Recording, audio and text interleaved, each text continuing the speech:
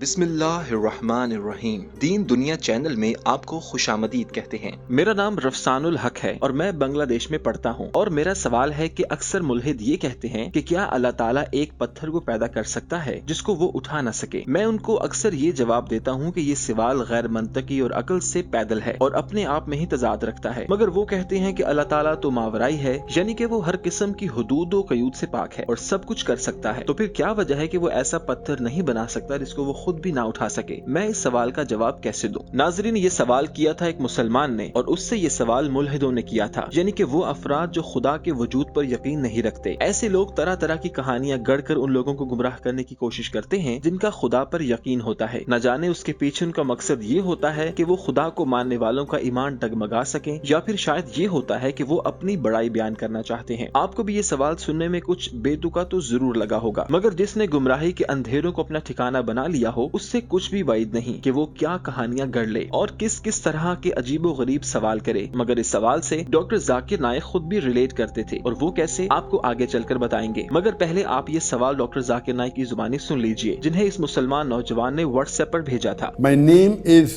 Rafsanul Haq. I am a student from Bangladesh. My question is, many atheists claim that can Allah create a stone that he cannot lift? I generally answer them by saying that this question is illogical and self-contradictory.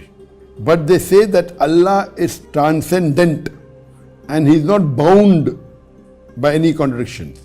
Since he is not bound by any contradictions, so why he can't create a stone that he cannot lift? So how to answer this question? Doctor Zakir Naik نے اس بیتو کے سوال سے متعلق بتایا کہ یہ کوئی نئی چیز نہیں، میں یہ باتیں پہلے بھی سن چکا ہوں۔ جب میں اسکول میں پڑھتا تھا تو میرے ہم جماعت اکثر کہا کرتے تھے کہ ہمیں اپنے سوال کا جواب چاہیے، اور وہ پوچھتے تھے کہ کیا خدا کچھ بھی اور کوئی بھی چیز کسی بھی قسم کی بنا سکتا ہے؟ میں جواب دیتا تھا ہاں، خدا ہر قسم کی چیز بنا سکتا ہے۔ پھر وہ اگلا سوال کرتے تھے کہ کیا خدا ہر چیز کو تباہ کر سکتا ہے؟ میں کہتا تھا کہ ہاں، خدا کر سکتا ہے، وہ طاقتور ہے، اس کے پاس ہر طرح کی طاقت ہے کہ وہ کسی بھی چیز کو چاہے تو تباہ کر سکے۔ پھر وہ اپنی طرف سے ایک ترپ کا پتا پھینکتے تھے کہ پھر کیا خدا ایسا پتھر بھی بنا سکتا ہے جس کو وہ خود بھی تباہ نہ کر سکے؟ اور یہ چیز سننے میں جتنی بیتوکی لگتی ہے اتنی ہے نہیں، کیونکہ ایسا سوال کرنے والے پہلے اپنی گراؤنڈ بناتے ہیں اور اس کے بعد سوال کرتے ہیں، جیسا کہ وہ پہلا سوال کرتے ہیں کہ کیا خدا ہر طرح کی چیز بنا سکتا ہے، جس کا جواب ہر مسلمان دے گا کہ ہاں وہ بنا سکتا ہے۔ پھر وہ اس گراؤنڈ کو مزید پکا کرتے ہیں کہ کیا خدا ہر چیز کو تباہ بھی کر سکتا ہے، جس پر ہر مسلمان یہی کہے گا کہ ہاں وہ کر سکتا ہے۔ اب یہاں پر آ کر جب ان کو ان کے سوالوں کی مرضی کے مطابق جواب مل جاتا تو پھر وہ تیسرا سوال داغ دیتے ہیں کہ اگر خدا ہر چیز بنا سکتا ہے اور ہر چیز کو تباہ کر سکتا ہے تو پھر وہ کیا ایسی چیز بھی بنا سکتا ہے کہ جس کو وہ خود بھی تباہ نہ کر سکے؟ یہاں پر اگر بچے کہیں کہ ہاں وہ بنا سکتا ہے تو پھر بھی پھنسیں گے، اور اگر کہیں گے کہ نہیں تو پھر بھی پھنسیں گے۔ ناظرین، آپ سوچ رہے ہوں گے کہ کیسے ہاں یا نہ دونوں جواب دینے میں آپ پھنس سکتے ہیں، تو ہم آپ کو بتاتے ہیں اس کی وجہ یہ ہے کہ اگر وہ کہیں گے کہ خدا ایسا پتھر بنا سکتا ہے تو پھر دوسرے سوال پر تو آپ کا جواب یہ تھا کہ وہ ہر چیز کو تباہ کر سکتا ہے، تو پھر ایسے پتھر کو تباہ کیوں نہیں کر سکتا؟ اگر آپ ہاں کہیں گے تو پھر پہلے سوال کے جواب میں آپ نے کہا تھا کہ خدا ہر طرح کی چیز بنا سکتا ہے، اور یہاں بھی آپ پھنس جائیں گے۔ تو یہ بڑے ہی بچکانہ مگر پیچیدہ قسم کے سوال سے اکثر ایسے سادہ لو مسلمانوں کو گمراہ کرنے کی کوشش کی جاتی ہے جن کا باتوں باتوں میں ایمان تو آسمان کو پہنچا ہوتا ہے، مگر نہ تو انہیں اسلام سے متعلق صحیح علم ہوتا ہے اور نہ ہی وہ اعمال کے لحاظ سے مسلمان ہوتے ہیں۔ لہٰذا ایسے ہی مسلمان ان سوالوں کا شکار بنتے ہیں جن کا علم اور عمل اسلام سے مطابقت نہیں رکھتا، اور پھر ایک مرتبہ جب انسان کا ایمان ڈگمگا جائے تو شیطان کے لیے اس کو ورغلانا اور بھی آسان ہو جاتا ہے۔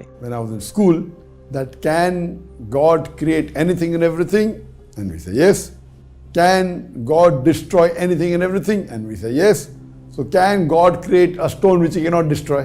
And you're stuck. If you say yes also you're wrong. If you say no also you're wrong. Doctor Zakir Naik نے بتایا کہ یہ سوال مختلف طرح سے پوچھا جاتا ہے، کیونکہ جب ہم اس سوال سے پک جاتے تھے اور جو بھی کرتا اس کو فوراً روک دیتے تو پھر وہ کہتے کہ اچھا یہ سوال نہیں کرتے، دوسرے سوال کا جواب دو، اور دوسرا سوال اس طرح کا ہوتا کہ کیا خدا ہر چیز بنا سکتا ہے؟ ہم کہتے ہاں وہ بنا سکتا ہے۔ پھر پوچھتے کیا خدا ہر چیز کو اٹھا سکتا ہے؟ ہم کہتے ہاں وہ اٹھا سکتا ہے۔ پھر کہتے تھے کہ کیا خدا کوئی ایسی چیز بنا سکتا ہے جس کو وہ خود بھی نہ اٹھا سکے؟ بات وہی، سوال وہی، مگر پوچھنے کا طریقہ بدل جاتا تھا۔ اس طرح کے سوالوں کو اگر دیکھا جائے تو یہ عقل سے پیدل لگتے ہیں۔ میں ایک مثال سے سمجھاتا ہوں۔ میں کہتا ہوں کہ ایک لمبا چھوٹا آدمی ہے، ایسی بات کا کوئی مطلب تو بنتا ہی نہیں، یا تو وہ شخص چھوٹا ہوگا یا پھر لمبا، دونوں خصوصیات ایک شخص میں تو آ ہی نہیں سکتی۔ ایسے ہی اگر کہوں کہ ایک آدمی موٹا پتلا ہے تو بھی یہ ان ملحدوں کے سوال جیسا ہی ہے، کیونکہ آدمی یا تو موٹا ہوگا یا پتلا، ایک ہی شخص ایک ہی وقت میں موٹا اور پتلا نہیں ہو سکتا۔ So these questions actually,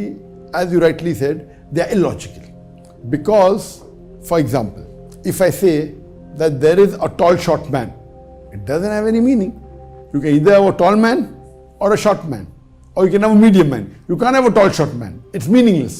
For example, if I say that there's a fat thin man, you either have a fat man or a thin man. You can't have a fat thin man because it's meaningless.